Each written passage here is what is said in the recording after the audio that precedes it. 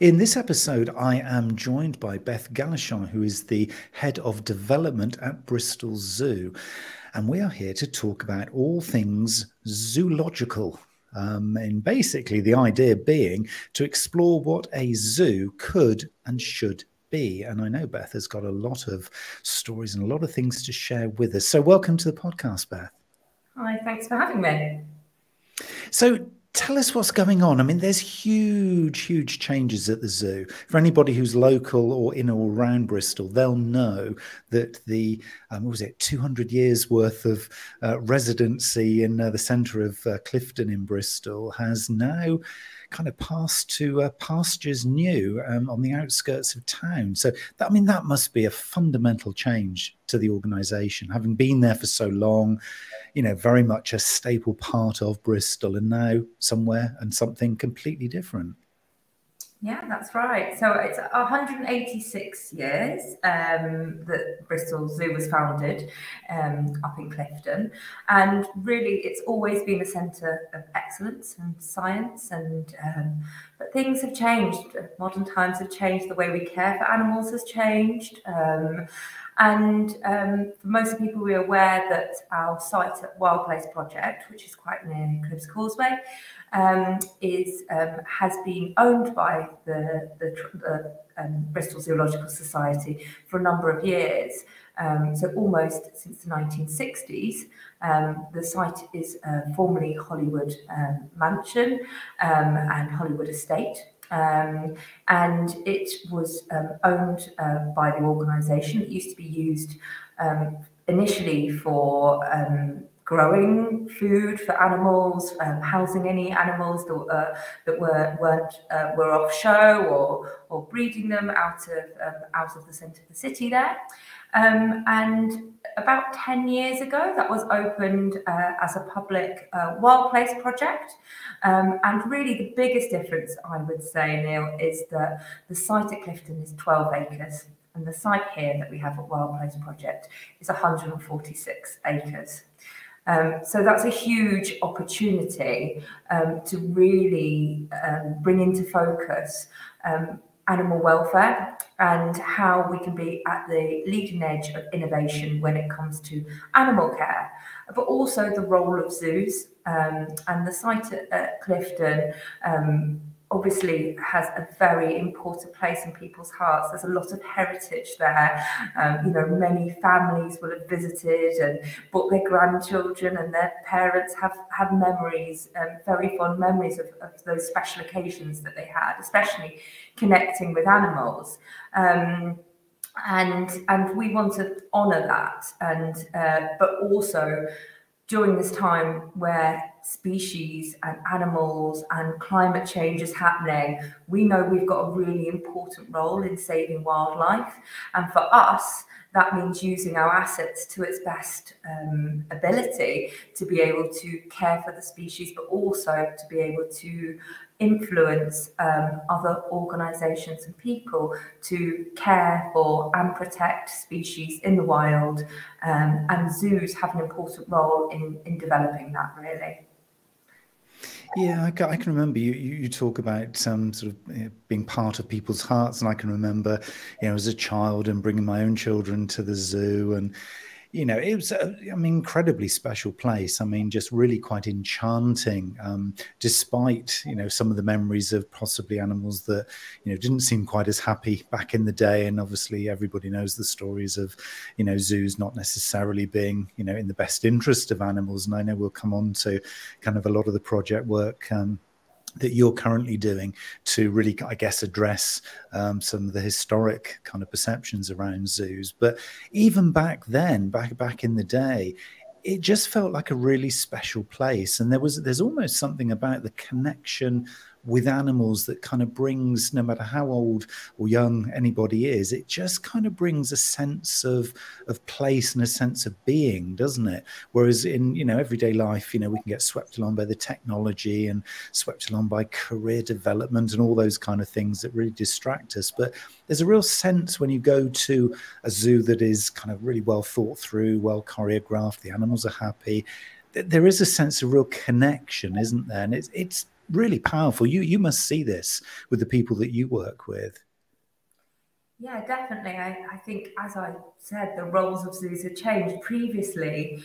I mean, when you think back to 186 years ago or that time, nobody knew what animals were out there in the world. You know, we didn't have videos. We didn't, you know, it was probably very unusual to get a picture book or something like that. But actually, to look an animal in the eye and to smell it and to see it and to see how its behavior and how we connect to that is so important. I suppose that's where the history of zoos and why they've been really important landmarks in our history.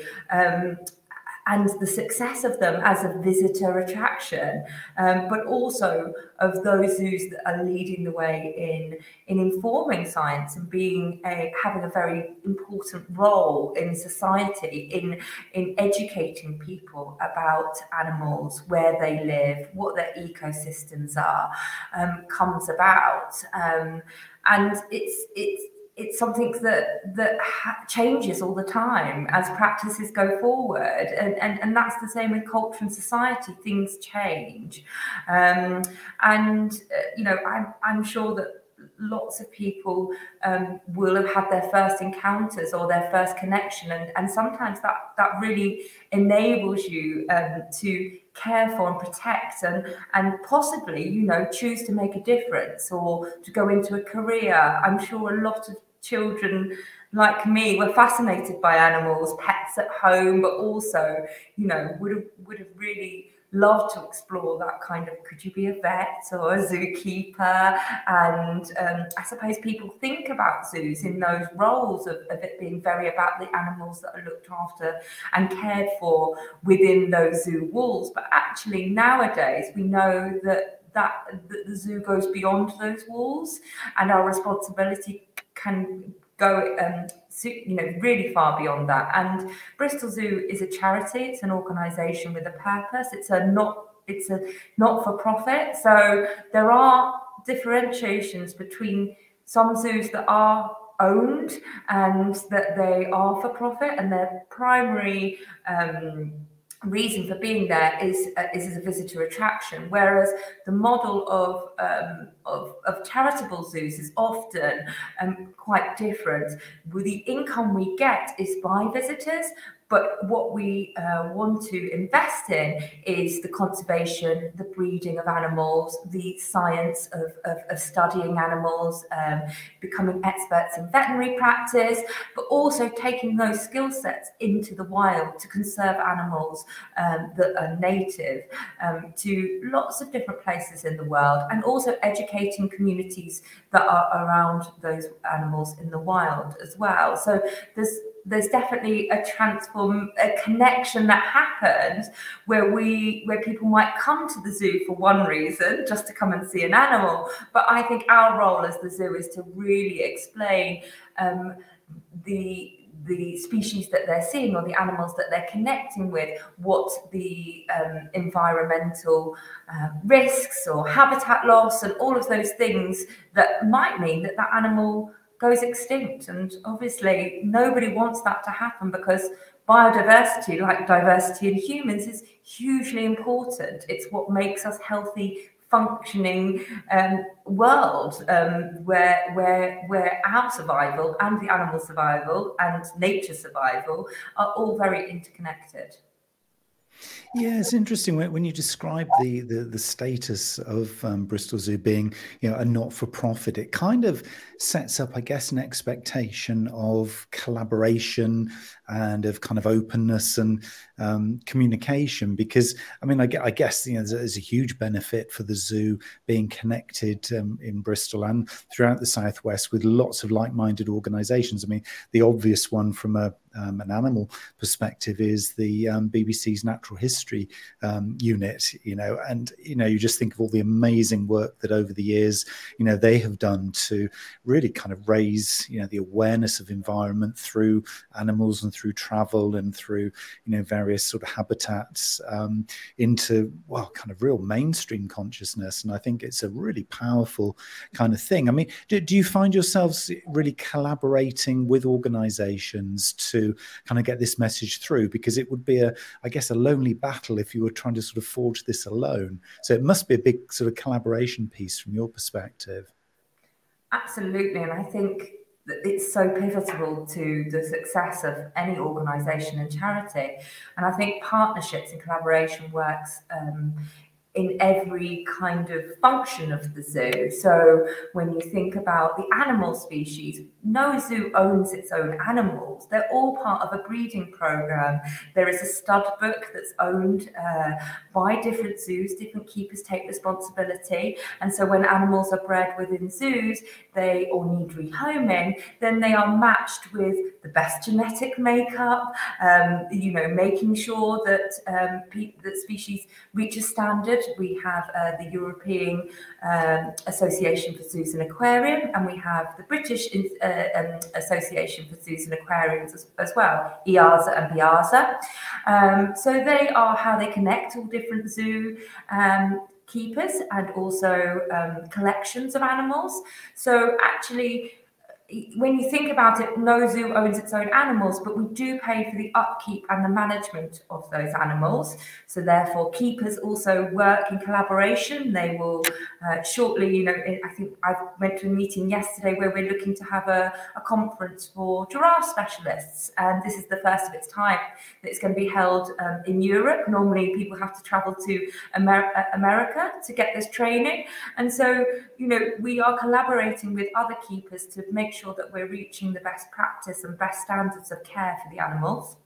And then we have our students, schools. We work with schools. We work with community groups that access education from a very young age. And then we have partners with universities, UE, and other local universities and school colleges who not only work with us to develop the best quality of education and further education, but also we are able to provide opportunities for students to learn and practice at the zoo, and also opportunities for them to go into the field and practice conservation.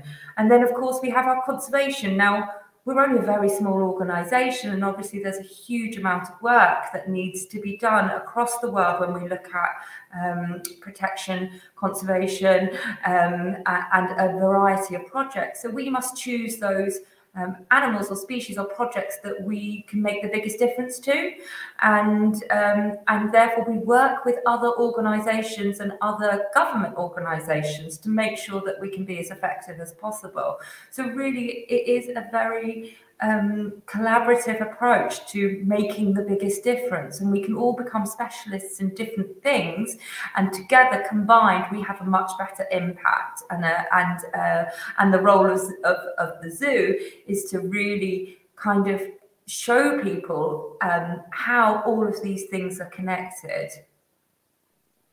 So yeah, it kind of, I think for me, really becomes very obvious very quickly then that this is so much more and so different to being a visitor attraction. Yes, you attract visitors, but not in the typical sense of a theme park or anything like that. There's something fundamentally different that's going on here, isn't there? And I know we kind of teed this up as being, you know, how a zoo could and should operate.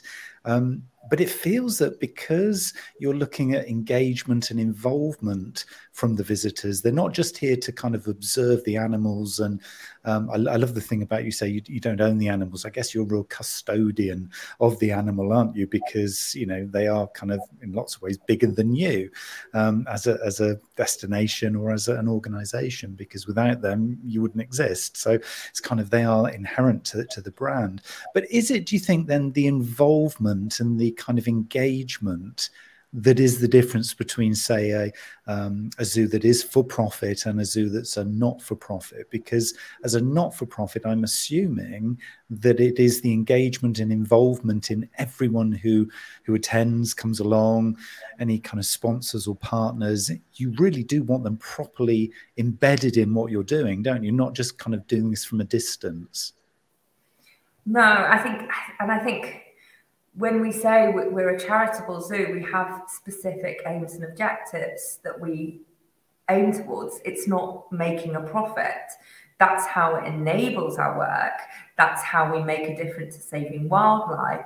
And I would say that we can't exist without the visitor. We can't exist without those supporters, those donors, those members, those people. They are the us, the we. That, you know, people say, it's not me delivering the work. I'm here to engage people with the cause, to show them what they can make the difference. But really, it is those community networks that are coming together to facilitate it. And I suppose you could say that there are other visitor attractions like museums. You know, they are funded often nationally. They are often, you can have free entry to them, but for certain exhibits you would have to pay. You know, we're very used to that model. I'm very lucky to have that. I feel very privileged that I can walk into Bristol Museum and go and have a look at this incredible culture and art. And so I think zoos, they have a pay gate, and the reason is because we don't have a static collection. It costs a lot of money to look after animals, to care for them, to operate a staff network that's almost 150 people. We also have 200 volunteers that come and help us. So yes, there's definitely that difference between it being a charity and being for profit. But I think that probably the biggest thing is our very strategic objective and the way that we reinvest funds. That's really important to us, how we are making a difference with education, how we are in creating behaviour change. So a lot of those, you know, a lot of the way that we see ourselves as a human, or our own values or our own well-being, is developed very young or influenced by our parents. And so when our parents bring us to the zoo and we see species and we are also have that incredible emotional connection to them, we can empower people. And the UN recently recognised that zoos have a critical role to play in the conservation of animals and species and ecosystems across the world, because they're often the place where people interact with animals. So that is where I see us being really valuable and actually really unique. We're a charity. You can come and see the conservation in action. We have expertise that have developed over many years. So some of the skills that we learn here, for example, if we have a species that we breed here, we can take that knowledge back to the wild. So when they're trying to have a few species left, for example, the bleeding heart dove in the Philippines, they were really struggling to breed them, and they couldn't figure out why. And what happened was an animal keeper who had bred them at Bristol was able to go there and show them, make sure that the conditions were right. So actually that species being protected in the wild, and we are passing on that knowledge to enable species to have the best chance of being protected and to be able to flourish as well. That's really interesting, because I guess as a member of the public, I'm aware that you have kind of breeding programs, but I was always of the assumption that that would be to be kind of breeding animals then that stay in the zoo for your purposes, for your benefit, really, and kind of having just a nice, happy family full of animals. But actually what you're saying here is that kind of your reach and your influence really goes far and wide. I mean, it literally is international then. Absolutely, yeah. And communities have built up, we've built relationships with those communities across the world and expertise. And that is often the role that zoos have, is actually we're taking our expertise and being able to set up populations of safety. They might be bred in captivity, for example, in the Philippines, and then re-released there. But the species we have here in Bristol, you can imagine, for us to be able to transport you know, a bleeding heart dove back to the Philippines, it's going to be hugely stressful for the animal, and, you know, not have the same success as if we're breeding them in the wild there, or in captivity in the country of origin, so that they can be released there. And then zoos are working together to achieve that as well. So I believe there is a bleeding heart dove that we're going to have within the new zoo, and we are getting the breeding from another zoo who is giving that to us, so that we can build those expertise. So normally breeding and transfer of animals happens between zoos, not often in the wild. If animals are going to be bred to be released into the wild, that often happens in the countries of origin. But it will be the conservation teams that we have that will set up and monitor those species. You know, make sure that you know the chick hatches and that the bird manages to raise its young, and we'll often monitor that species in the wild, track where it goes, where all the fragments of forest, and we're starting to see, well, actually the reason why the species is perhaps in decline is because there isn't a nesting box, or there's a predator there, or whatever. So we're using science to monitor, evaluate, improve, and breed, and be able to share information. So when we say breeding programs, certainly what we mean is that we are we want to have it in the zoo, but what we do is we take that knowledge and we impart it to our partnership organisations and to the expertise on the ground. So yeah,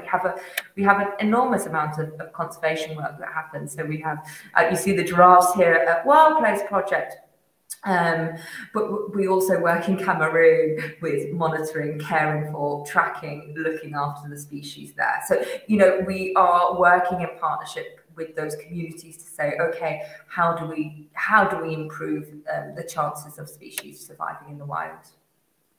So if anybody was coming along to the Wild Place Project and was intrigued by what you've just said there, these kind of connections internationally to obviously all the local habitats, do they get a sense of that when they actually visit? Is there like a connection to the research that's going on behind, you know, I say just seeing the animal? I mean, that is obviously a wonderful experience in itself, but for the more scientific or technologically sort of enabled people, they might have a wish to kind of know, okay, yeah, but what's happening then later upstream or downstream to this particular program? I mean, do they get an opportunity to tap into that? Yeah, so we do find it's really interesting because we also, because we got the chance to create a new zoo at Wild Place, and this is really our ambition, is to, for anyone who's visited Wild Place and gone to Bear Woods, they will know that there is quite a lot of signage throughout of explaining the species. We do a lot of local species conservation work there within the woodland there, so alongside the bears and the wolves. So we do impart knowledge in different ways, but the most successful way that we find that people really gain knowledge, because, you know, I don't know if you've ever come to the zoo with children, the most interesting thing is to see the animal, right? People rush and they want to get ahead and they want to spot the animal. And what we have is some incredible volunteers and engagement staff here at the zoo who actually engage people in conservation and talk about those projects as well as the signs. So the signs are there, but often people miss that. And so where we're really connecting with people is through that human connection, is actually having someone there to say, have you seen, you know, have you spotted, you know, the wolves here, and or have you seen the lynx? It's just behind there, and that's where the value's really coming in. And I think as we develop the new zoo, what we're looking at is, rather than that sort of older way of looking at collections of animals being put together. So say you went to the reptile house, and you go in the reptile house and you'd see a snake, and then you'd see all these different reptiles. They would have been from all over the world, you know, some from Africa continent, some from South America, and they would have been lined up with these are the snakes and these are things. That's something we want to move away from. We're hoping to create almost little biome ecosystems where, you know, when you come to the Central African forest, you're going to see a gorilla, and then you are going to see some cherry crown mangabees, which are some enchanting monkeys that live in the forest with those gorillas.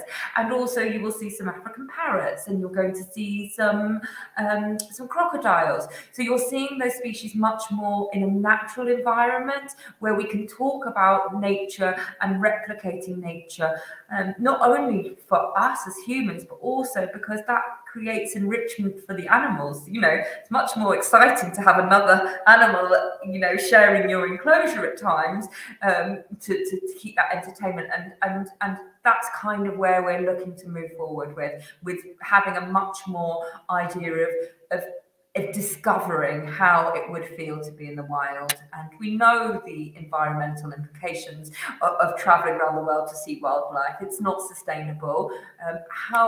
It is important that people understand that. How we do that is going to be what will make the new Bristol Zoo innovative, exciting, and a place where we can be proud of, that we are being able to show that. And I think the other thing that will be really clear with the new Bristol Zoo will be a conservation campus right in the heart of the zoo. So where at the moment at Bristol Zoo Gardens, there is an education centre there where students study and lectures happen.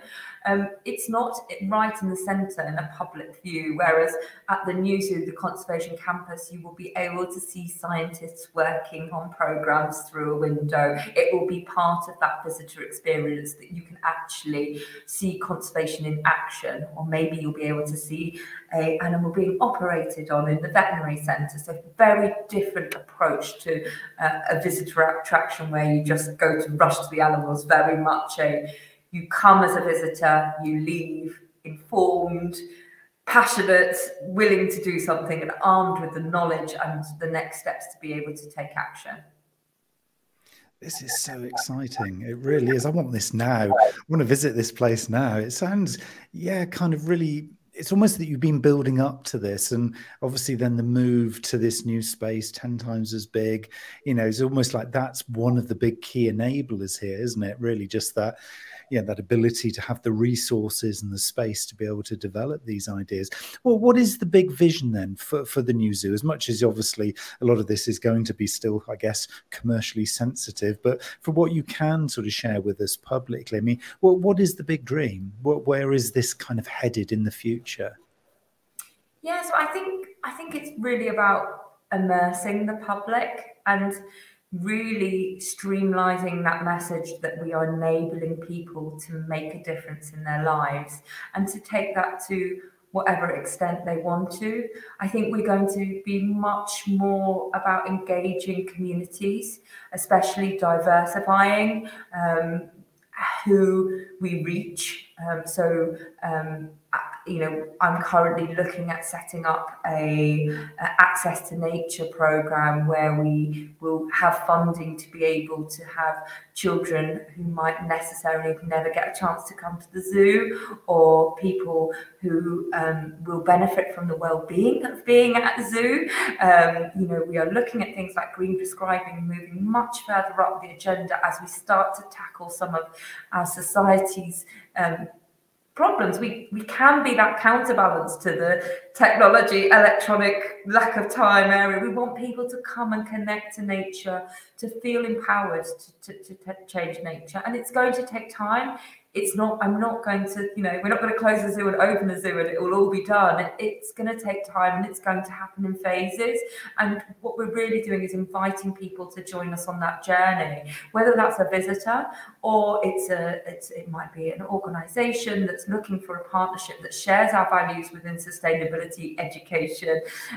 You know, we are, you know, our role is so linked to so many different challenges that the world is facing at the moment, that I think we have a really important chance to get this right and to grow, and it will take time. So we are prioritising the Central African forest, which is going to be the new home for the gorillas. At the moment, I don't know if anybody is aware, but we still have gorillas at Bristol Zoo Gardens. Our family of gorillas are there. They're probably the last species that will stay there until we receive the planning permission to basically receive the funds so that we can continue continue to progress with the project here at Wild Place. So building a new bespoke home for them is our priority. So that's how we will start.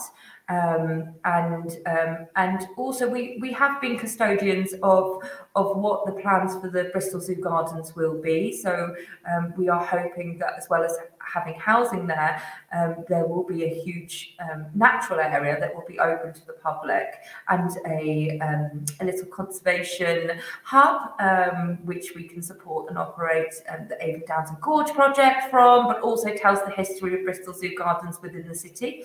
And then as our evolution of how we've moved to the new site where Wild Place project is. And we will work through and follow through those phases. But we're hoping that people will come along with us for the journey. It won't be a Disneyland polish, open. It's going to be, come and see what we're doing, see how you want to get involved, see how we can shape it, understand that, we're doing this, the purpose is bigger than just to be a visitor attraction. The purpose is really to influence behaviour change. And if we want to protect the planet and be sustainable for the future, there will be new careers in sustainability, in environmental, protecting wildlife, and we can offer those things, and we can nurture those things, and hopefully people can see how they play a role in that too. Such exciting times. I mean, from a business's perspective, so if somebody listening to this is a marketing budget holder, or they're working in their kind of HR department, how would they kind of start the journey of engagement with you? What would be the kind of the process, and what sort of involvement would you be looking to get from them? Because I'm guessing on the one hand, yes, some budget would be quite nice. So a little bit of money passing hands obviously feeds the into the machine. But what kind of involvement would you expect from your side? Yeah, I think for us, it's really about developing long-term partnerships. We know that time is poor, and that there's lots of lots of opportunities for organisations to engage with us. But what we know is that conservation takes time, behaviour change takes time, and we want people to really come on a journey with us. So if any organisations, we're looking at a much deeper approach to partnerships, rather than that being transactional. You give us this much money, we give you these tickets. But actually, how are we going to be able to improve well-being for your staff, for those people that engage with us? How are we going to reach your customers, or your shareholders, or your stakeholders? And how are we going to help them support their behaviour change, or understand how we can work together to save wildlife? We're also embarking on a huge transformation, a build where we're going to need there are lots of opportunities where people might have services that they want to give for us. It doesn't always need to be monetary. For example, we had developed a partnership with a website provider who potentially is going to build us a new website. Now, the value in kind of that is huge, but they know that as a big organisation that comes together to do a project, that's going to really, they're going to be part of our journey of success, but also that they can engage their staff. It's a project that motivates them, which helps them to retain their employees. It helps to improve well-being. It helps to people feel connected to an organisation and to charities, and feel part of a community that's doing well. So I think for organisations, there's great value in being able to establish relationships. And we're seeing that transformation from a traditional CSR to environmental, social governance becoming priorities, and becoming actually more important than making a profit, even for organisations. What is the sustainability impact? How do we connect socially, and how do we do that? And charities, and I think especially Bristol Zoo, Zoological Society has an important role. We can really look at sustainability, look at behaviour change, look at how social good can make a difference, how we can match values, how we can look to go on a journey of discovery between sustainability. We're not going to get to, we've got an objective by 2035, which is actually our 200th anniversary. We've got some very clear sustainability objectives, like going net zero. But how are we going to do that? We're going to need people to support us, and we're not expertise.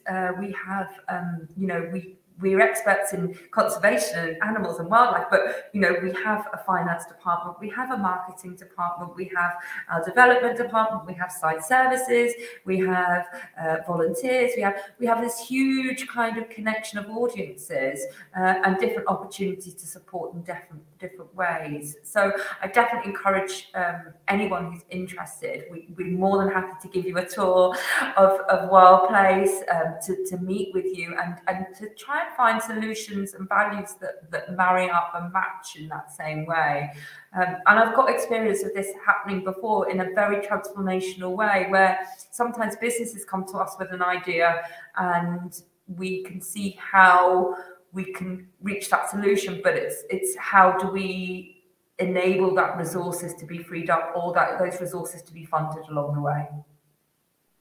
It's such a creative way for any organisation who's on their sustainability journey, to use that in the broadest sense of the phrase, to kind of see a very, very different way of doing it. Because I think a lot of organisations are sort of, gazing inward at, what can we do internally? But this is a really kind of outward facing view, isn't it? And I think to collaborate with someone like Bristol Zoo, this would be a fascinating way for, as you say, sort of dealing with the people element, maybe the process element, because they'll learn from you in some of the ways that you're operating internationally. If they're not, they can learn some of the best practice that you guys are doing. And yeah, just there's so many different new innovative angles that would be a spin-off benefit, I guess, from this. I mean, this potentially then applies to businesses or organizations at any kind of size, because initially I was thinking, well, it must just be for the bigger businesses, but it feels like a smaller business, maybe a local one, or maybe even one further afield, who feels that alignment with the kind of the vision that you have and the kind of values that you're talking about, they could also get involved. So this isn't really, it's not prohibited to anybody, is it? This is open for everyone. Yeah, exactly. We run as a business. We have lots of different providers of different things. I think I needed and sometimes it's, where do we ask for help? What are the networks? Where can we find this help? And something could be ad hoc. We need a CAD drawing of a sculpture that we want to create, and for us to go out and pay for that, we might not have the budget, but there might be someone said, I'm willing to give 2 hours of my time, and just call me when you need me, or and those little businesses, or for example, we're hosting an event and we need a marquee, and people have got these things. So it's a much more sustainable approach to saying, you've got these resources, you've got these expertise, we need something to help elevate what we're doing. Can we match together? So yeah, I think there's definitely lots of creative ways that businesses can think about that. I think for us, it's about managing expectation time, and what we deliver back on is impact reporting. So we when we do have partnerships that are over here, we can share those successes. We can share incredible stories about animals. You get to come and meet them, but also you get to learn, follow the stories of some of our conservationists who are going out into the world to protect it, and you feel that you have been responsible for that, as all of our supporters and donors should feel that they are enabling us to be able to do the good work that's needed, and for us to find opportunities where values do match, and sometimes we can pay it back by telling you the difference you've made, but also we're hoping to increase visitor numbers, and so you have brand alignment, brand values, all of those things that people pay a lot of money for. We might have opportunities where instead of you doing that big marketing campaign, we can reach that audience and for you in return for services, or you know, or for helping to support us either monetarily or in kind. Yeah, so really kind of evangelizing this word partnership. This is true partnership, isn't it? Because I think a lot of people say, oh, yes, we want to get into partnership. But really, they're only thinking of it as a short-term fix to a challenge they've got, or just something that, yeah, we'll talk at partnership, but it's only for this year. I guess you're looking for real longevity here, because, you know, with the new zoo and with the various initiatives that you're talking about, this is longer term too, isn't it? So somebody who was looking to get involved with you, potentially, if everything kind of goes well, this is a very long-term relationship potentially here, isn't it? Yeah, definitely. I mean, we have objectives that we need to reach, and we need to be able to do that. So sometimes I'm very candid with people when they come in and meet with us, you know, and I say, look, I've got absolutely no budget. We're running at a deficit this year. We've closed a visitor attraction that was our main income, and you know, we have to be as resourceful and impactful with the time that we have within our small team to be that. But actually, when you say, okay, well, what is the problem? What are the phases to try and solve that? What are the challenges, rather than just looking at the outcome? And how do we get to those steps for doing that? I think that's definitely got legs. And you know, I met with a company called Orientate, which are really looking at nature models and how that can be applied to sustainability. And we spoke that we had the same, you know, ideas and values, and in fact, what when we were really upfront and, well, what do you need and what do we need and where do we match in the middle? We'll give you a bit of our time, you give us a bit of your time, and that's really valuable. And then that's a very small way to deal with it. But the model that I was talking about before, where I'd worked with a company, was I'm from Jersey. That's hence my surname. Is a very Jersey name. It's very famous. Gerald Durrell Zoo is based there, Jersey Zoo. He was famous for my family and other animals. But he was a famous naturist, and he really cared about the environment. And the zoo there, actually, the income that they get through visitors is below 15%. Most of it comes through fundraising, trust and grants, corporate partnerships. And whilst I was there, I had a really amazing entrepreneurial leader come into me, and he said, I've read There's No Planet B, and I'm really fired up and I'm really passionate. I want to do something. And I've thought about my business. And he owned a plant hire company business where he had big diggers and all these kind of using up dirty oil, as he was saying, you know, to kind of thing. And he was really on this journey of sustainability. He wanted to electrify all of his machinery, but he knew that wasn't going to be possible for quite some time. And he was actually wanted to leave a legacy of drastic change. So he figured out how to work out the fuel and offset the fuel, how much that would cost. And he came to me and he said, look, I've looked at all these offset organizations on how to offset carbon, and I'm just not, because they're not very close, I don't feel it's a bit far out, but I know you guys are planting trees in the Amazon, right? And I said, oh yeah, we are planting trees in Sao Paulo. We're connecting rainforest fragments and breeding tamarins, and we have this project. And he said, what if I gave you the money? And I said, well, we're not carbon offsetters. And he said, what would it take to become carbon offsetters? And it was a 3-year journey. But now Durrell have a carbon offsetting program that not only his business funds, but every other business is hugely attracted to, because it's very accountable, and it's a not-for-profit thing. So that's where a small seed can grow into something quite literally that plants a rainforest. And I think we should empower those things, and big ideas like that is what we need to make huge changes. And Bristol Zoo and, you know, our movement to the site is innovation. It is moving forward with what zoos can be. And I'm open, and our team are hopefully open to bringing people on as being partners in that, whether that's individuals that are invested, or businesses, or people who can actually see the strategic value and the long-term value in making the change now, not waiting for it to be enforced. And I think that's probably where we come in. And if you are one of these people listening or watching this and you think, I think I might dip my toe in the water here. This sounds too good an opportunity to miss. And if I don't do it, somebody else will. How do people get hold of you, Beth? Because this sounds like a lot of people might be wanting to test the water, should we say, for building a partnership with the zoo. How can they contact you? Yeah, so people can contact us. We do have a small corporate team who looks after our memberships and our partnerships, and it's corporate@bristolzoo.org.uk. But please just search on the website. You can find, there's also our future plans on a website called future.bristolzoo.org.uk.